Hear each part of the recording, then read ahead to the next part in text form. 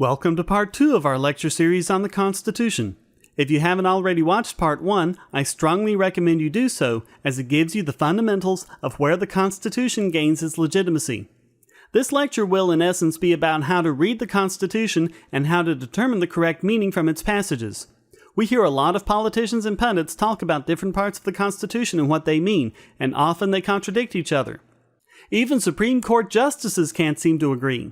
So how do we determine what is the right reading? Currently, the two most popular ways of interpreting the Constitution are original intent, which seeks to determine the original intent of the founders, and living text, where the Constitution is a living document whose meaning changes with the times.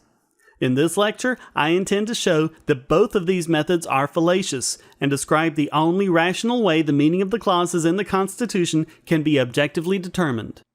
Probably the biggest problem with original intent is that this isn't really a solution at all. The only way we could ever determine the original intent of the founders is to read their writings, but that poses the problem of how are we to interpret those writings? So we've merely pushed the problem back one step and are now faced with the task of interpreting words that aren't even a part of the Constitution, even if we could be assured that we could get a comprehensive viewpoint. Another problem, and a large one, is that there were many different founders with many different intentions. The biggest is the debate on federalism versus nationalism. Should we have a strong central government that the states are subordinate to, or should it be a small government subordinate to the states? This controversy will be covered in Lecture 5. These and other divisions make it impossible to suggest with any rationality there is one and only one intention in the words of the Constitution. In fact, many clauses as written came about as compromises between these different camps, nationalism versus federalism, slavery versus abolition, and so forth.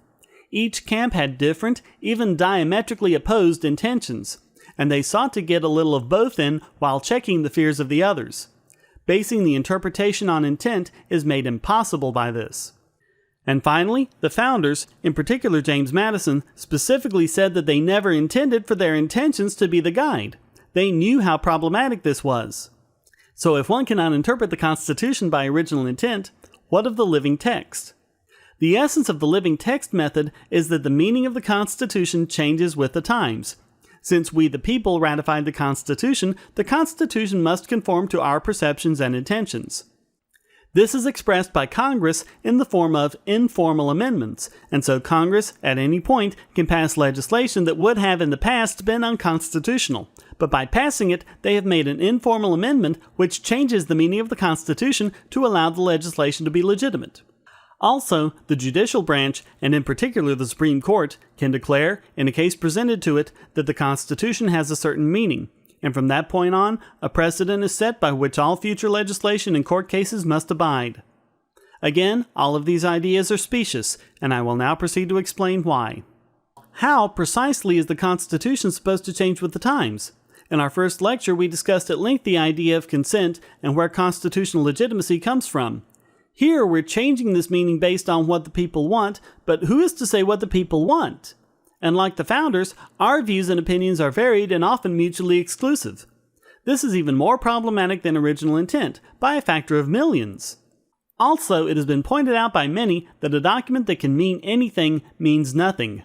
If the Constitution can mean whatever people want it to mean at the time, then what is the purpose in even having a written Constitution to begin with? Couldn't you just skip the whole Constitution business and go straight to the will of the people? And do any of us really want that? Informal amendments are invalid for a number of reasons. The biggest is that the Constitution clearly spells out in Article 5 how it is to be amended. It allows for no such process of informal amendment. Also, the amendment process was made by design to be quite difficult. They did want the meaning of the Constitution to change when necessary, but only when necessary. They absolutely did not want illegitimate clauses to be put into the Constitution. So the Constitution can only be amended with the approval of 3/4 of the states. If something really is necessary, it should be able to make it through this process. And indeed, this has happened 27 times since the Constitution was ratified. Also, there is nothing about an informal amendment that changes the text. The term amendment has a specific legal meaning. This is a written Constitution, and so the process of amendment changes the text. So-called informal amendments don't do that, and so logically they cannot be said to be amendments at all. And finally, the Constitution is supposed to limit Congress and the rest of the federal government. But how can it do that if Congress can just go and change the meaning of the Constitution whenever it wants to? This idea of informal amendments is not only illogical, it is downright dangerous. The idea of judicial reinterpretation is the most popular. It says that since the Supreme Court is the ultimate arbiter of the Constitution, then whatever they say the Constitution means is what it means. However, as with Congress, the Constitution also limits the judicial branch. The Constitution is there to limit all of the federal government. That includes federal courts, even the Supreme Court.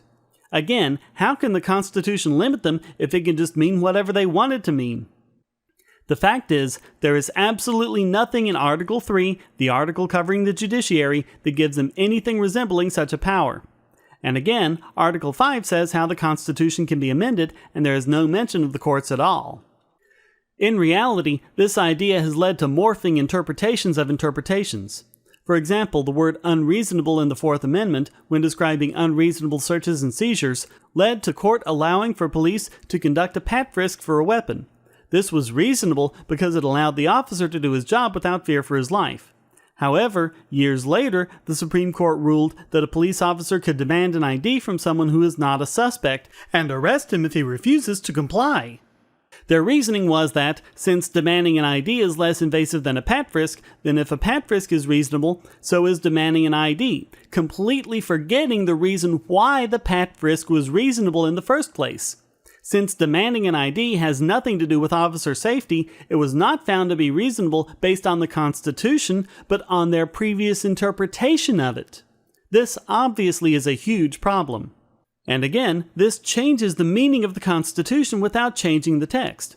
As with the other forms of living text, this completely negates the reason for having a written Constitution to begin with. So if one cannot interpret the Constitution based on the original intent of the founders, and one cannot interpret it based on the current times, what is left? What is the only logical way in which the Constitution may be legitimately interpreted? Once again, we turn to the words of James Madison. Quote, "The sense in which the Constitution was accepted and ratified by the nation. In that sense alone, it is the legitimate Constitution. And if that be not the guide in expounding it, there can be no security for a consistent and stable exercise of its powers." Do not confuse this with original intent. What he's referring to is the original meaning of the words as they were understood at the time of ratification. This is an important concept in that the meaning of the Constitution is locked in at the time of ratification and can only be changed through the process of amendment as provided for by Article 5. Unlike original intent, this is not ambiguous. The plain text reading of the Constitution, as the words were used at the time of ratification, allows for clear interpretation of the meaning. Unlike living text, this is not changing except by the amendment process. Congress cannot change it, the President cannot change it, the courts cannot change it, and so none of the restrictions on their powers are in jeopardy. As we will see in future lectures, original meaning handles even the most controversial clauses, such as the 2nd, 9th, and 10th Amendments, the Commerce Clause, and the General Welfare Clause. This still allows for modernization. Since we're going by meaning and not intent, we can apply that meaning to our modern world without having to change it. For example, television and the internet did not exist at the time the First Amendment was ratified, yet the meaning of the freedom of speech and freedom of the press still applies to these new media. Only the technology and methods are different. The concept is the same. This concept will help us greatly in future lectures. It will also help you as you listen to politicians and pundits talk about the meaning of certain passages.